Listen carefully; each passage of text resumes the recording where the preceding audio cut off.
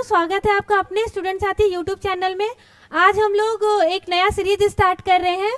ठीक है, JNU PhD का एंट्रेंस एग्जाम है दिसंबर के सेकेंड वीक में। उसको देखते हुए मैंने ये सीरीज रेडी किया है इस टॉपिक को कि हम लोग ब्रीफ के साथ साथ MCQ भी यहाँ प्रैक्टिस करेंगे। और ये एक ऐसा टॉपिक है जो UGC नेट में पेपर 1 में पूछा जाता है। पब्लिक एडमिनिस्ट्रेशन में एक यूनिट है रिसर्च, वहाँ पे भी वहाँ से भी ये क्वेश्चन पूछे जाते हैं। तो ये जो टॉपिक है लगभग हर एक एरिया में आपको वहाँ पे MCQ मिल जाएंगे। ठीक है, तो हम लोग अभी स्टार्ट करते हैं। रिसर्च क्या है?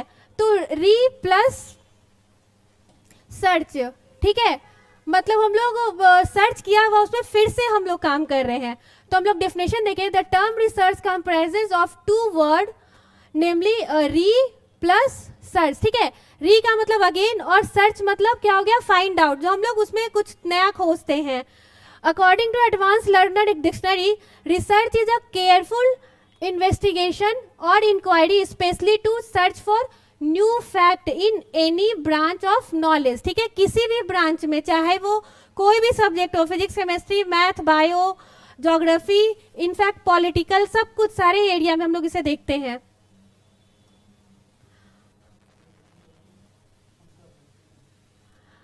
हम अगर जब इस देखते हैं रिसर्च का ये स्पेलिंग है, अगर हम लोग यहाँ देखते हैं एक एक लेटर को, तो वहाँ हम लोग ये भी इससे भी बहुत इजी वे में और सिंपल वे में समझ सकते हैं कि रिसर्च क्या है।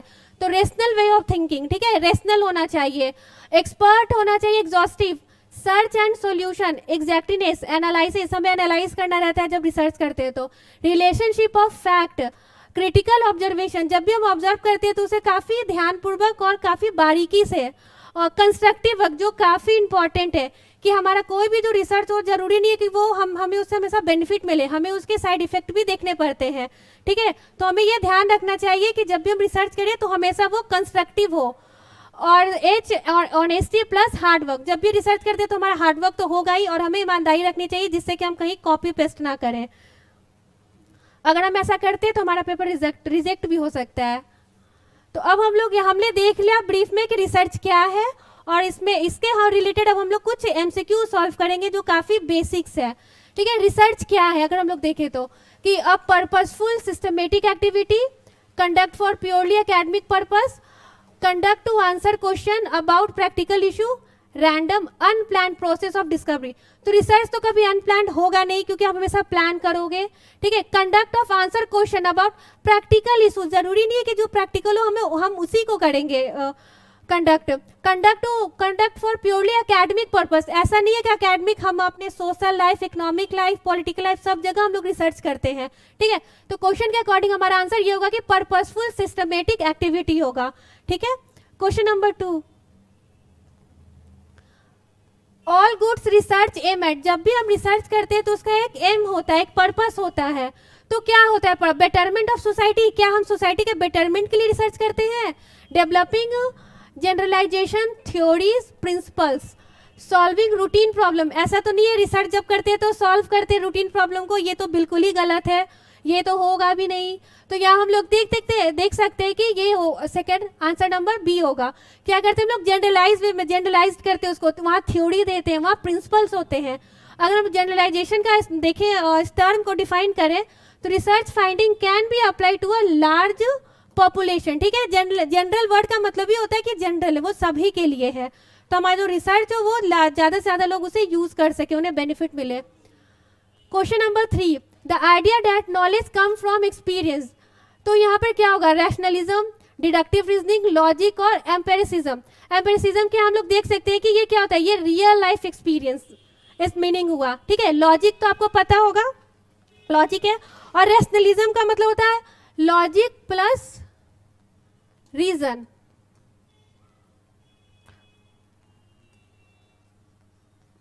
और डिडक्टिव रीजनिंग का मतलब हो गया कि टेस्टिंग एंड एग्जिस्टिंग थ्योरी। ठीक है, जो एग्जिस्ट कर रहा है उस पे हम लोग उसके लिए ये टर्म दिया गया है।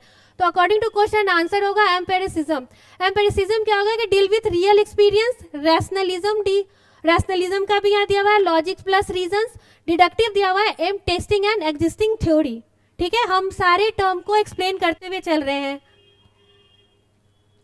Question number 4, a theory is a defined as, theory, जब ये टॉपिक आता है थ्योरी रिसर्च, तो इसमें एक डेफिनेशन दिया जाता है प्रॉपर, जिसको आप फॉलो करें और सारी चीज़ों को एक सीक्वेंस में फॉलो करते हुए ही आप उस पर अपना थ्योरी दें। तो क्वेश्चन देखें हम लोग, तो set of systematically related statements like law like generalization B और सी, नन ऑफ अबव। ठीक है, तो हम क्वेश्चन देखते हैं तो हमें साफ पता चल रहा है कि ये दोनों आंसर होंगे, तो हमारे क्वेश्चन के अकॉर्डिंग हमारा ये होगा। तो अगर हम लोग थ्योरी का जब डेफिनेशन देख लेते हैं, theory is a set of systematically related with statement including some law, ठीक है, like generalization that can be tested empirically. Empirically हमने देख रखा है पिछले क्वेश्चंस में इस टर्म को। Question number 5, एपिस्टेमियोलॉजी। एपिस्टेम मतलब क्या होता है कि नॉलेज, और लॉजी का मतलब होता है स्टडी। तो हम लोग क्या, स्टडी ऑफ नॉलेज। ठीक, तो term specifically used in the social science, term used to study the type of disease, acceptable level of knowledge in a field of study, a type of interviewing technique. ठीक है, तो according to question अगर हम लोग देख रहे हैं तो यहाँ पे आंसर क्या होगा, यहाँ आंसर होगा C, acceptable level of knowledge in a field of study. ठीक है, एपिस्टेमोलॉजी का मतलब यहाँ डिफिनेशन दिया हुआ है कि epistemology is the study of knowledge, deal with the origin, nature, scope, methods to acquire knowledge. ठीक है, question number 6, which of the following term explain the idea that knowledge come from experience? Knowledge किससे आते हैं, तो rationalism से, empiricism से, logic से या डिडक्शन से। ये सारे जो टर्म है हमने डिस्कस कर रखा है ऊपर के क्वेश्चंस में। यहाँ हम लोग देखें तो यहाँ क्वेश्चन के अकॉर्डिंग एम्पेरिसिज्म होगा। ठीक है, जो ये आइडिया है नॉलेज कम फ्रॉम, हमने देख रखा है कि एम्पेरिसिज्म क्या होता है कि knowledge. Question number 7, metaphysics means. Metaphysics क्या होता है, metaphysics is a branch of philosophy. ठीक है, ब्रांच ऑफ फिजिक्स नहीं, exploring the nature of ultimate reality, physics metal, physics of weather. तो ये तो बिल्कुल भी नहीं होगा, साफ पता चल रहा है।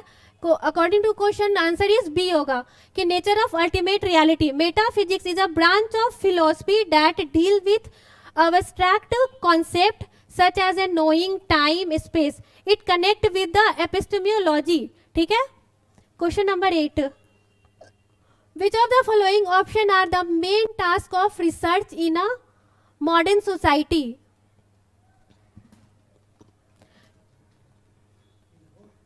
Modern society. ठीक है, तो हम लोग यहाँ देखते हैं, जब हम लोग रिसर्च करते हैं और मॉडर्न सोसाइटी को देखते हैं तो उसके अकॉर्डिंग यहाँ पे क्या होगा, to keep peace with the advancement in the knowledge, to discover new things, to write a critique on the earlier writing, to systematically examine and critically analyse the investigation और सोर्स विथ ऑब्जेक्टिविटी।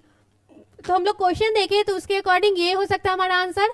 हम लोग discover करते हैं new things, critic, हम लोग critic नहीं करते, हम लोग जब रिसर्च करते हैं तो उसे हम लोग एक पॉजिटिव वे में जाते हैं। ठीक है, और सिस्टमेटिकली एग्जामिंग है ना, हम लोग एक सिस्टम में वो एग्जाम करते हैं, ऐसा नहीं कहीं से कुछ भी उठा के शुरू हो गया।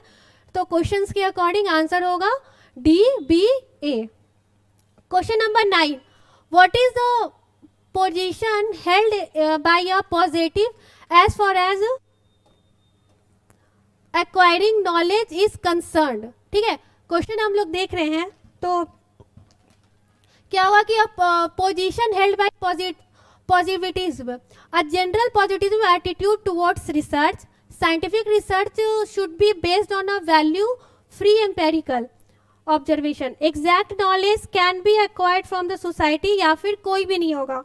तो यहाँ पे जो आंसर होगा कि scientific research should be based on value free empirical। ठीक है, value free empirical observations। Question number 10, the approach which is based on assumption that social phenomenon can be explained by observing cause and effect is, क्या होगा यहाँ पे जो question हो इसके answer हो गए पॉजिटिज्म होगा। ठीक है, और ये जो इसका डेफिनेशन जो है ये आप मुझे सर्च करके कमेंट बॉक्स में कमेंट कर दोगे। ठीक है, थैंक यू।